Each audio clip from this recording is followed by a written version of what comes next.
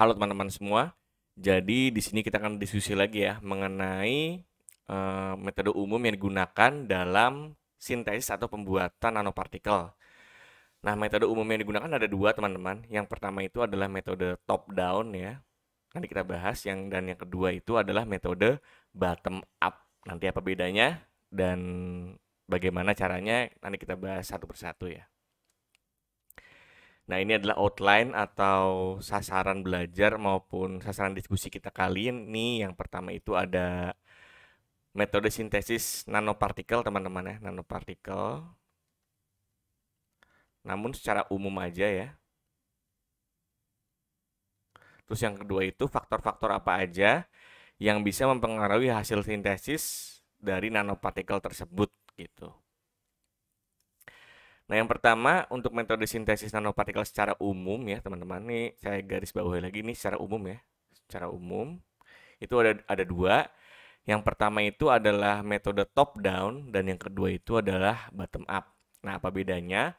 Kalau top down, teman-teman, kalian bisa lihat di sini di gambar paling kanan, itu adalah metode sintesis dari material yang besar atau disebutnya itu bulk ya, untuk menjadi nanopartikel ya, melalui suatu fragmen ya, atau pencacahan gitu. Nah, kalau misalnya bottom up itu sebaliknya, dari material atau dari partikel-partikel yang lebih kecil dibanding nanopartikel ya. Di sini contohnya adalah atom ya, dalam bentuk atom atau ion biasanya. Itu nanti dia bisa direduksi atau distabilkan dengan cara metode kimia contohnya untuk membentuk klaster dan akhirnya juga akan menghasilkan NPS atau nanopartikel. Jadi dua-duanya ini sama, ujungnya itu untuk menghasilkan suatu nanopartikel atau nanomaterial. Cuma bedanya kalau top down dari material yang besar, teman-teman ya, atau disebutnya itu bulk ya, besar, lebih besar dibanding nanopartikelnya, nanti dicacah. Nah, kalau misalnya bottom up itu dari material yang lebih kecil ya, atau kecil lah kita tulis gitu. Nah, biasanya ini juga bisa lihat kalau misalnya top down itu lebih ke arah metode-metode sintesis yang fisika, teman-teman. Nih, contohnya ada mechanical milling ya. Kemudian ada etching, ada laser ablation, ada sputtering dan juga electro explosion ya di situ ya. Jadi untuk yang top down itu biasanya lebih ke arah metode fisika ya, atau secara fisika gitu, atau secara fisik lah ibaratnya. Nah, untuk bottom up itu bisa menggunakan cara kimia maupun cara biologi metodenya ya. Tadi dari yang partikel-partikel lebih kecil itu nanti direduksi atau ditambahkan zat kimia supaya membentuk partikel-partikel yang lebih besar. Nah, partikel yang lebih besar itu nanti membentuk suatu nanopartikel. Ujungnya sama nih. Nah, kalau bottom up itu lebih ke arah atau metode yang kimia maupun biologi. Ini contohnya adalah supple critical fluid synthesis ya. Kemudian ada spinning, ada sol gel proses, ada laser pyrolysis. Ini sebenarnya fisika ya, teman-teman ya. Ini fisika. Cuman umumnya itu yang bottom up itu adalah cara kimia maupun cara biologi. Kemudian ada chemical vapor deposition, ada molecular condensation, ada chemical reduction ya, atau reduksi secara dengan bahan kimia. Dan terakhir adalah green synthesis. Nah, untuk green synthesis ini biasanya menggunakan ekstrak-ekstrak tanaman ya, maupun senyawa-senyawa yang dihasilkan oleh mikroorganisme biasanya. Maka disebut juga cara biologi atau green synthesis, yaitu sintesis hijau ya. Karena dia tidak menggunakan bahan-bahan kimia yang ibaratnya proanalisis gitu. Tapi menggunakan ekstrak-ekstrak tanaman yang di dalamnya itu mengandung reduktor-reduktor dari bahan alam maupun senyawa-senyawa kimia yang dihasilkan oleh mikroorganisme gitu ya. Mudah-mudahan sampai sini teman-teman bisa paham ya bedanya top down maupun bottom up ya. Jadi kalau top down itu dari besar ke kecil, kalau bottom up itu dari kecil ke besar. Ujungnya sama-sama menghasilkan nanopartikel. Nah, kemudian faktor-faktor apa aja yang bisa mempengaruhi sintesis nanopartikel itu ada 8 ya, sebenarnya banyak, cuman nih saya ambil yang penting-penting aja.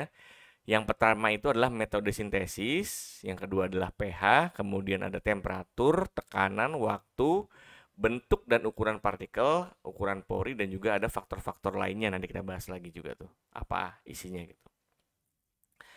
Nah, untuk metode sintesis itu untuk top down biasanya metode fisika ya. Jadi top down itu biasanya, saya tulis lagi deh, top down itu biasanya metode fisika. Sedangkan kalau bottom up itu biasanya kalau nggak metode kimia atau menggunakan bahan kimia atau metode biologi yang tadi menggunakan bahan alam ya, ekstrak bahan alam.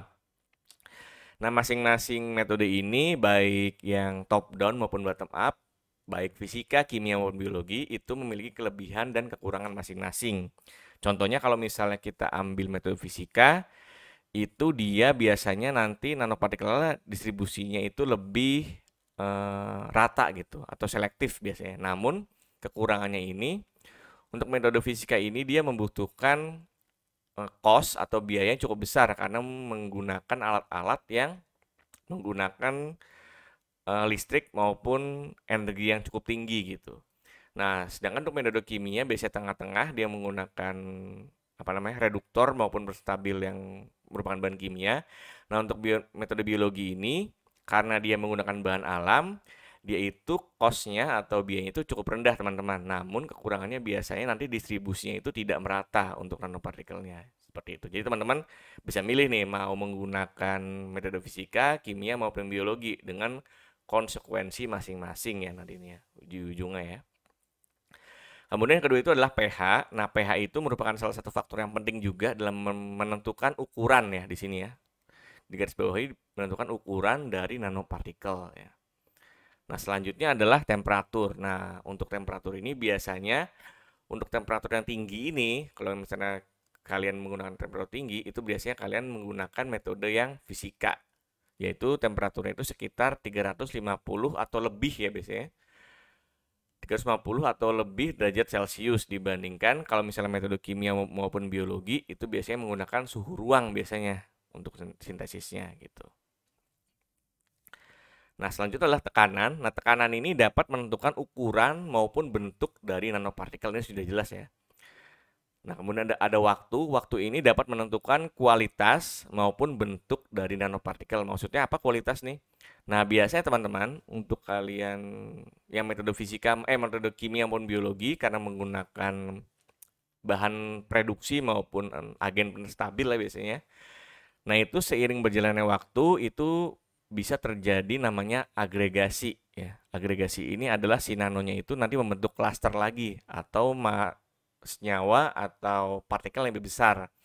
Jadi nanti kualitas dari nanopartikelnya itu sudah tidak begitu bagus gitu atau tidak sudah begitu baik. Nah, makanya itu waktu di sini itu juga menentukan bagaimana kualitas dari nanopartikel maupun bentuknya gitu. Karena kan kalau sudah beragregasi otomatis dia lebih besar, bentuknya juga berubah kan, gitu ya. Nah, kemudian dari bentuk dan ukuran. Nah, kalau dari bentuk dan ukuran itu mungkin di video sebelumnya sudah dibahas ya bahwa nanopartikel itu ada macam-macam, ada nanopartikel yang spare, ada yang nanowire, ada yang nanocube, ada yang nanotube, juga nanotabung juga ada gitu. Nah, ini bentuk dan ukuran dari nanopartikel ini dia menentukan aplikasi apa yang akan kita gunakan dari nanopartikel tersebut. Misalnya kalau misalnya nanotube karena dia punya pori-pori atau lubang di tengah, itu berarti misalnya kayak gini ya teman-teman ya. Ini kan nanotube kayak gini nih ya. Ini kan tengahnya kosong ya misalnya ya. Nah, kosong. Nah, berarti dia dapat digunakan sebagai agen pembawa ya atau agen ibaratnya pembawa baik misalnya dalam material obat, misalnya nanti obatnya bisa masuk ke sini nih gitu. Misalnya obat-obat yang sulit larut dalam air atau bioavailabilitasnya itu rendah di dalam tubuh ya. Itu kita bisa, salah satu caranya kita bisa masukkan ke dalam nanopartikel yang dia lebih larut. Jadi nanti obatnya itu bisa lebih banyak keberadaannya di dalam tubuh gitu. Contoh ini salah satu contohnya ya untuk aplikasi bentuk dan ukuran dari nanopartikel gitu. Kemudian ada ukuran pori. Nah, ukuran pori ini nanti misalnya ambil lagi contohnya tadi nanotube tadi ini ya, nanotube tadi. Atau misalnya ada nanopartikel ya, mesopori misalnya di sini ya. Nah, teman-teman bisa sesuaikan obat-obat apa saja yang bisa masuk ke dalam pori-pori ataupun bagian dari nanopartikel tersebut. Nah, ukuran pori ini menentukan obat apa saja yang bisa teman-teman bawa tuh di nanopartikelnya, sehingga ukuran pori ini dalam suatu nanopartikel akan menentukan biasanya aplikasi medis ya, dari nanopartikel tersebut gitu. Misalnya kalau misalnya ukuran pori itu meso ya, berarti kan dia sekitar 2 sampai 50 nanometer ya meso ya. 2 sampai 50 nanometer ini coba teman-teman cek lagi ya, takut salah saya juga. 2 sampai 50 nanometer. Nah, berarti ukuran obatnya itu harus diantara ini nih ukuran porinya supaya dia bisa masuk atau bisa terabsorpsi ataupun terjerap pada pori nanopartikel tersebut gitu. Nah, kemudian yang terakhir adalah faktor-faktor lain. Nah, faktor-faktor lain ini tidak kalah penting teman-teman ya. Dalam sintesis nanopartikel itu ada yang pertama adalah ada jenis produksinya atau agen preduktornya. Kemudian ada agen penstabilnya untuk agar supaya nanopartikel itu tidak beragregasi ya atau membentuk klaster yang lebih besar.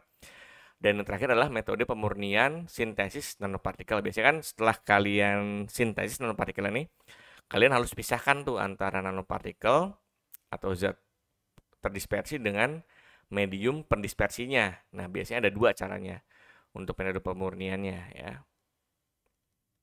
Yang pertama itu kalian bisa centrifuge ya. Ini berarti metodenya gravitasi teman-teman ya, berdasarkan gravitasi. Dan yang kedua itu kalian bisa pisahkan secara kromatografi ya. Macam-macam kromatografinya. Tapi tujuannya sama, yaitu untuk memisahkan nanopartikel sebagai zat terdispersi dari medium pendispersinya supaya nanti bisa diaplikasikan lebih mudah ya. Tapi tergantung juga nih, kalau kalian butuh juga mediumnya ya udah berarti nggak usah dipisahkan ya dari pelarutnya gitu. Nah, inilah referensi saya gunakan teman-teman untuk pembuatan diskusi dan juga materi kali ini ya. Oke, mungkin gitu ya teman-teman untuk pembahasan kali ini. Semoga materinya bermanfaat. Terima kasih.